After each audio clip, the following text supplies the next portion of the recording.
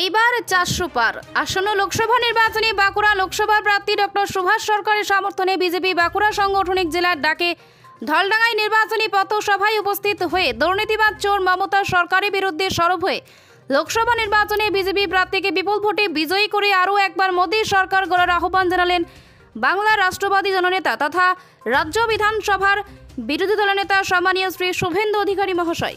বাঁকুড়া সদর ব্লকে এই চক্রবর্তী জেলা পরিষদে দাঁড়িয়েছিলেন। খুব ভালো ভালো কালারে লেখা, সব জায়গায় কয়লা দিয়ে লোক ব্যাকেটে লিখে দিয়েছে কয়লা, অরূপ চক্রবর্তী ব্যাকেটে কয়লা। এই লোকটা যে কথা ডাক্তারবাবু বলেছেন থেকে একটা আমার ভাই বলল রাজনীতি নয় দুর্নীতি করতে এসেছে।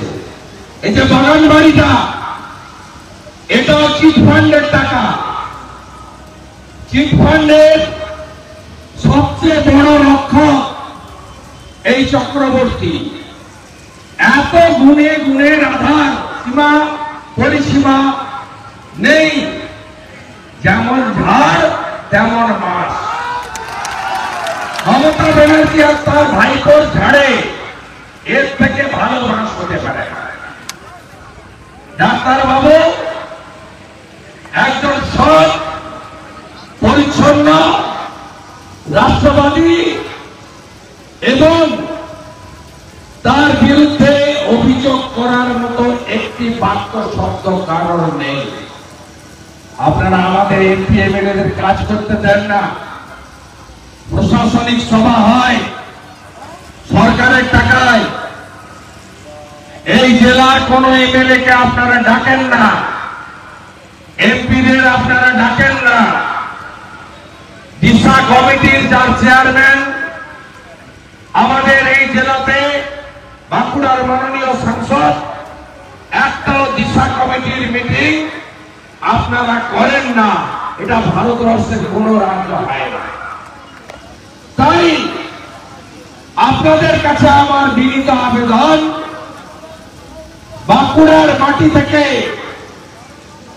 বালিচোর, সালতোড়ার পাথর পাচারকারী, মেঘিয়ার কয়লা পাচারকারী, এদেরকে হারাতে হবে, বিপুল ভোটে হারাতে হবে। এখন অমিত শাহ স্বরাষ্ট্রমন্ত্রী হওয়ার পরে বর্ডার দিয়ে গরু পাচার করতে পারছে না। কোন দিক দিয়ে যাচ্ছে গরু? পুরুলিয়া দিয়ে, আপনার এই রাস্তা দিয়ে, বর্ধমান দিয়ে, আরামবাগের ভিতর দিয়ে, উলবেড়িয়াতে সব নৌকা লোড করে ভাইপো বাহিনী নূরপুর দিয়ে বাংলাদেশে পাচার করছে। হ্যাঁ কিনা? কেউ হাঁটিয়ে, কেউ কন্টেনারের ভিতরে। সাইকেল তো বাংলার খুলনাতে পাওয়া যাচ্ছে, খোলা বাজারে।